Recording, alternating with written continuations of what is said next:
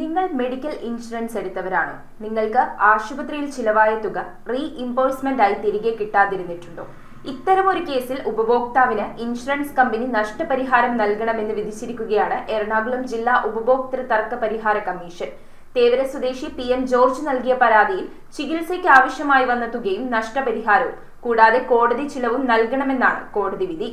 Medical insurance claim reimbursement നൽകാത്ത insurance കമ്പനിയുടെ നടപടി സേവനത്തിലെ ന്യൂനതയാണെന്നും അതിനാൽ ഉപഭോക്താവിന് നഷ്ടപരിഹാരം നൽകണമെന്നും എറണാകുളം ജില്ലാ ഉപഭോക്തൃ തർക്ക പരിഹാര കമ്മീഷൻ ഉത്തരവിട്ടു. എറണാകുളം തേവര സ്വദേശി PM ജോർജ് നൽകിയ പരാതിയിലാണ് ഉത്തരവ്.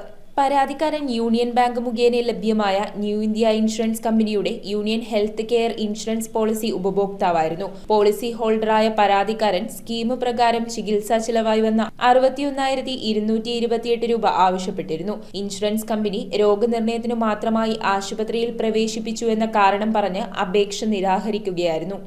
രോഗനിർണയത്തിനു മാത്രമായ ആശുപത്രിവാസം എന്ന കാരണത്താൽ ക്ലെയിം തള്ളിയത് നിയമവിരുദ്ധമാണെന്നും ഇൻഷുറൻസ് പോളിസിയുടെ വ്യവസ്ഥകൾ തെറ്റായി പ്രയോഗിച്ചതാണെന്നും DB ബിനു അധ്യക്ഷനും V രാമചന്ദ്രൻ, ശ്രീവിദ്യ TN എന്നിവർ അംഗങ്ങളായ ബെഞ്ച് നിരീക്ഷിച്ചു.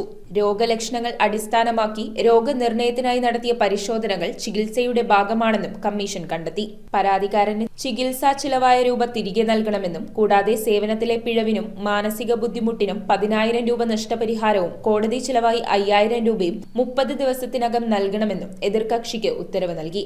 പരാതിക്കാരന് വേണ്ടി അഡ്വക്കേറ്റ് റെയ്നോൾഡ് ഫെർണാണ്ടസ് ആണ് ഹാജരായത്. News bureau, Ernakulam. ആരും വീണുപോകും.